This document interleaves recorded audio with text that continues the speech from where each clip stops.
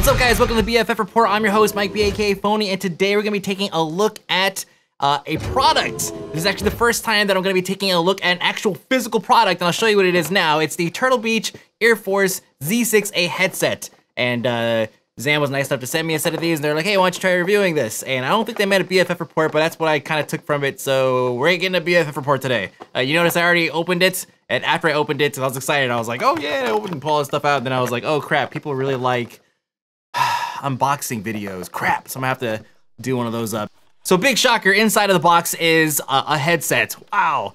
Going through, there's a couple more things. There's an interface cable that actually allows you to connect your 5.1 surround system, as long as it's not a USB-based surround system, to your headset, and that way you can use both devices if you like. And then their breakout cable, breakout box, surround module. And taking a closer look at the surround module, there's, again, it's not a USB headset where it's USB driver driven. It's a USB powered headset. So the module here is just powered by USB power, and that's it. You're not actually getting any driver action, which is why inside of this box you don't actually see any driver disc. Now, like I said, I've been wearing these things for about a week, and some people might be questioning my judgment as far as what $100 headphones should sound like or feel like. Well, after wearing headphones for about a week, here's what I can say.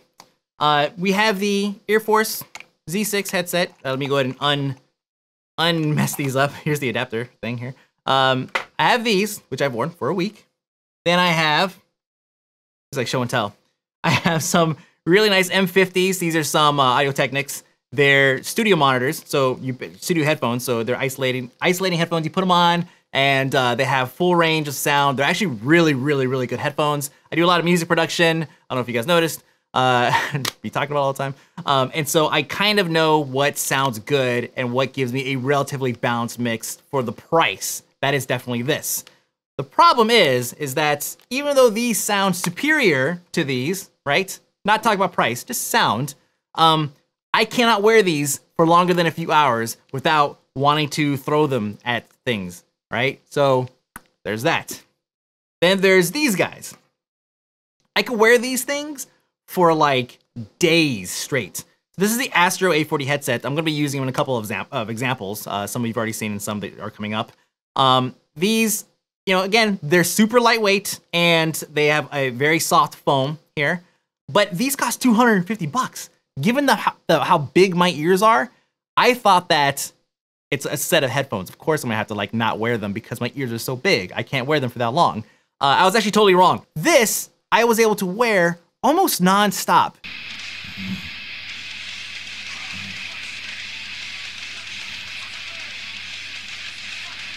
Oh, by the way, I guess the last set of headphones that I have, they're these guys. And I'm showing you them because this is the headset that you're going to hear in the audio sample. It's very important to hear how these things sound next to each other, right? Let's check that out.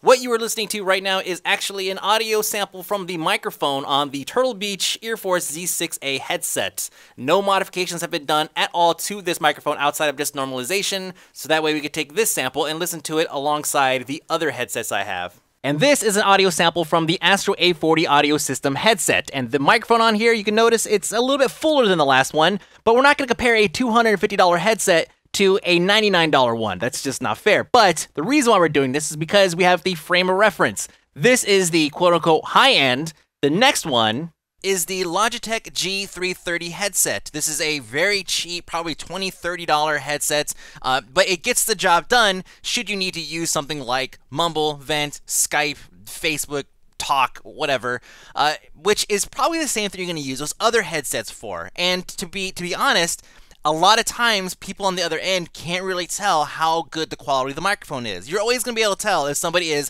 talking to the little pinhole on their laptop versus talking on an actual headset. But the differences in frequency response of the microphones between the different headsets may actually go completely unnoticed, because in stuff like Vent and Mumble, the sound actually gets compressed down to a speech-based codec, which is probably something like 12 kilohertz when a CD, just for reference, is 44.1 kilohertz. And then it compresses it down and then it sends it across. And it does that because it's trying to get the data across as quickly as possible, and fidelity is not necessarily a concern. So this is the part where you make the call. Do you want to spend the extra money on a better microphone, or does it really matter because of how you're going to actually use it? Now, looking again closer at the actual module itself, There is the on-off switch. It is just a turn. It's just a regular pot. You just turn that and crank it off and on. And then you have your on-off for your mute on your mic, which is very handy to have. Usually it's a little more handy to have that actually on the headset itself. So I thought it was kind of weird that it's actually on the surround module. But I guess they want to keep all the electronics in one place, because if something goes wrong, you just replace this one unit. Then they have the surround, front, sub, and center. So let's go over these just a little bit. We'll talk about the little Xbox controller thing in just a little bit. But first, the surround, front, sub, and center knobs. Having used this thing, I popped into WoW, I popped into Dungeon Defenders, I popped into Super Meat Boy, I popped into just a whole bunch of games that support 5.1 and games that don't support 5.1 to see how this basically differentiates between the two and how it functions with, you know, actual true 5.1 output. Because remember, on the back you have this. Ugh. So this has to get plugged in. This is the cable that, or the cable, the snake that you hook up to the back of your computer. So we have your mic, your, what is this, your rear, your front, and your side speakers. And then you have your power again. Now, all you have to do is just, it's very simple. Just get to the back of your computer and just hook this bad boy up. That's all you gotta do. The back of computer is easily accessible, right?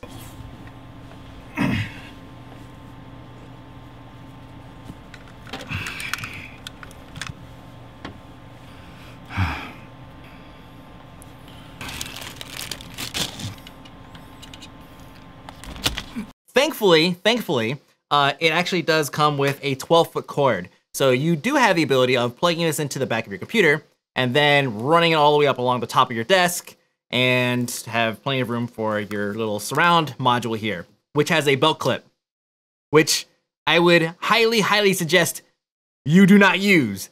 Do not, there's no breakouts between the surround module and the cables. There's no break points. Right? There's no joint here that's gonna give way should you decide to put this on your belt loop and go for a stroll. Okay, so I just want to throw that out there. I'm pretty sure this is probably not intended to be used when you're hooked it up to your computer. All right, guys. Pro tip. Now, as I was in these games playing around, I had the opportunity of really playing with the surround sound feature. And what's nice is that they actually have 8 speakers with a front channel, surround channels, center channel, and a subwoofer in each headset. So each speaker set is an array of different speakers that essentially help fill in the various areas. And you basically have a knob for pretty much each set of speakers. And this is great because when I'm in an actual 5.1 surround environment, I want to be able to hear things in as much of a surround sound, I guess, environment again, as I could simulate a surround sound environment as I can without actually having speakers set up around the room. Now, it's not gonna be perfect. No headphone-based surround sound system is gonna be as good as having an actual full speaker system all the way around you. It's obvious actually. But as I was playing with the different knobs, there's a lot of sensitivity, like one sensitivity issue I wanna point out. It is the sub dial. This sub dial will go from completely non-existent sub, like it just turns it off completely, to just ridiculous. As my wife put it, standing outside of the club style bass. That is exactly what it sounds like. And I've been wearing these things for a week, so I've had plenty of time to sit here and just kind of fumble around with this a little bit just to kind of see what really works. There is a sweet spot in there though. You can actually find a sweet spot, and listening to music actually sounds pretty decent. But if you listen to real bass heavy stuff, you might have some things maybe just won't come out sounding exactly as you would hope. Now, if you want to hook this thing up to your Xbox controller, you can. All you have to do is just get this simple little cable here, plug the bottom of this, plug the side of that, and then bam, you're now talking to people on the inner Xbox Lives. And if you want to actually add game audio, that's a little bit different. That you need a special adapter. Now, the PC adapter thing that you saw before, this one, it does not work for this situation. Now, you notice that it's on. You need power too, and that's very, very easily circumvented. Just... But use at your own risk. If you put an Apple block on this thing and it blows up, it's your own fault.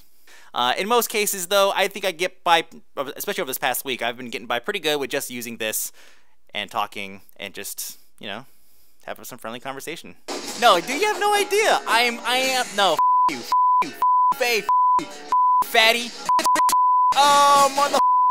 I'm making a peanut butter and jelly sandwich while I whoop your motherfucking ass. Huh? Yeah, what do you got now? How's your boyfriend, mother? Huh? No. I'm the best motherfucking Castle Crashers player in the world. You have no idea. Look how amazing I am. Hey, no, for real. Hey, no, hold up. Hey. How's the microphone sound?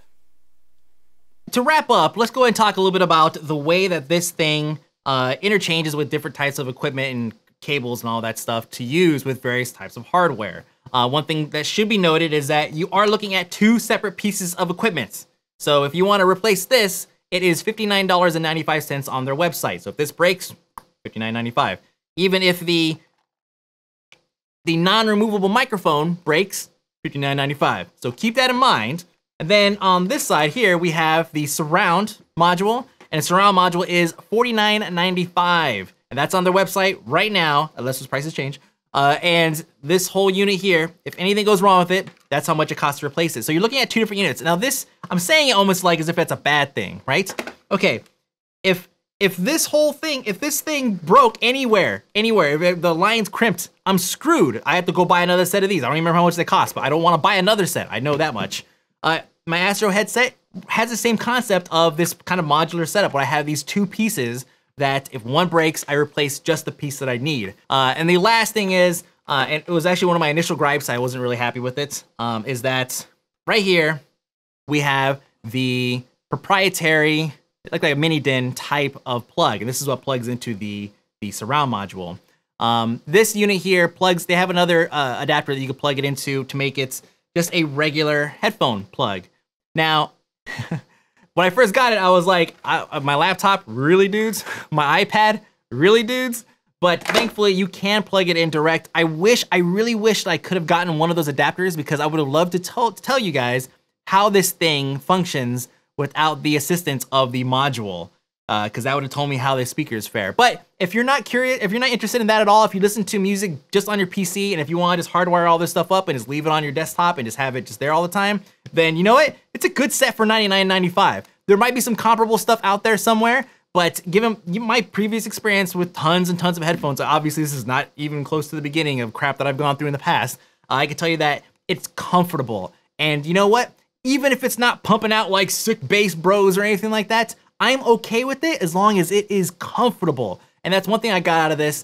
Sound was pretty good. The surround module, being able to actually EQ everything out of EQ, but being able to actually adjust the levels of each individual speaker, that was a huge sell for me, because if you're in a surround environment and maybe you don't want to hear so much crap going on the side, you could kind of lower that down just a little bit if you need to. But that's it, guys. This has been my review of the Earforce Z6a headset from Turtle Beach. Thank you very much, Zam, and I think probably in Turtle Beach for hooking me up with this headset. I will probably go wear them to sleep now and listen to, I don't know, some Demu or something. Good night.